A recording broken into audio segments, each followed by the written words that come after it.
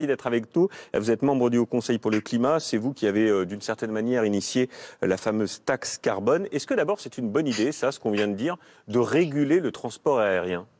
Le Haut Conseil pour le climat n'a absolument pas initié la taxe carbone, hein, je le précise. Ah bon, pardon de cette erreur alors.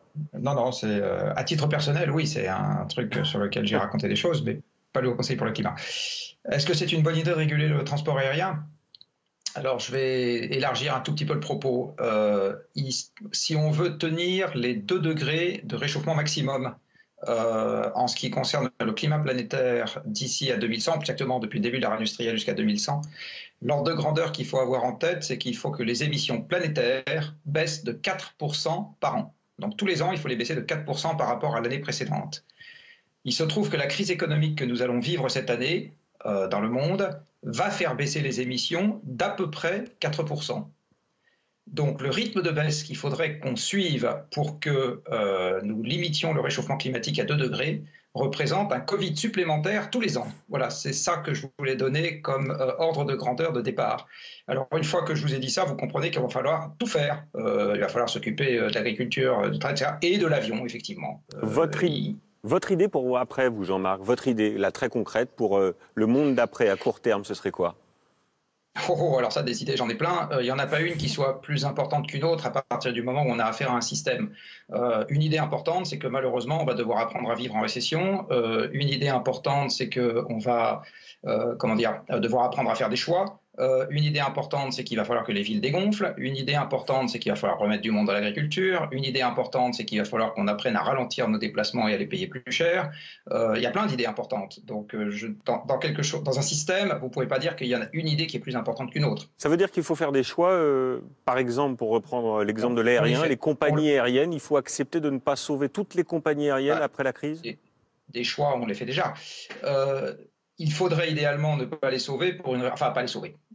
Il faudrait idéalement leur demander des contreparties au moment où on les sauve, parce que de toute façon, elles ne vont pas pouvoir repartir de l'avant comme c'était le cas avant cette crise. Il y a une chose qu'il ne faut pas oublier en ce qui concerne l'avion, c'est qu'un avion, ça consomme du pétrole. Or, il se trouve que le maximum historique de production de pétrole dans le monde, à date, c'était novembre 2018. Depuis, ça avait commencé à baisser.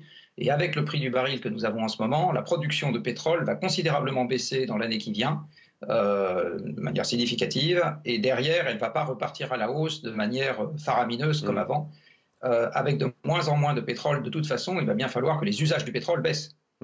Mais qu'est-ce qu'on dit à tous les salariés de ces compagnies aériennes demain? C'est fini, changer de métier? On leur dit une première chose, c'est qu'on leur dit que leurs dirigeants ont été imprévoyants, parce que ce que je vous dis là, c'est des choses qui sont connues depuis des années, et on est dans un déni collectif depuis. Vous savez, il y a des tas de trucs qu'on n'aime pas. On n'aime pas se voir vieillir, on n'aime pas savoir qu'on va devoir payer des grosses charges, etc. Et il y a un truc qu'un dirigeant d'entreprise a horreur d'entendre, c'est que ça va aller mal dans son secteur, ou que ça va être dur dans son secteur. Donc du coup, les dirigeants des compagnies aériennes, jusqu'à maintenant, ont cru, et du reste, quand vous regardez les plans à 50 ans, il n'y a que de la croissance pour les 50 ans qui viennent, donc il n'y a rien de prêt pour le contexte que nous allons vivre. Rien. Donc on va devoir bricoler à court terme. Une chose qui est sûre, c'est que on parlait tout à l'heure d'une idée importante. La première des idées importantes, c'est de ne pas se voiler la face quand on sait qu'on va avoir quelque chose de difficile devant soi. Bien, merci pour ces quelques mots et ces propositions. Vous en avez beaucoup, effectivement. Merci infiniment, Jean.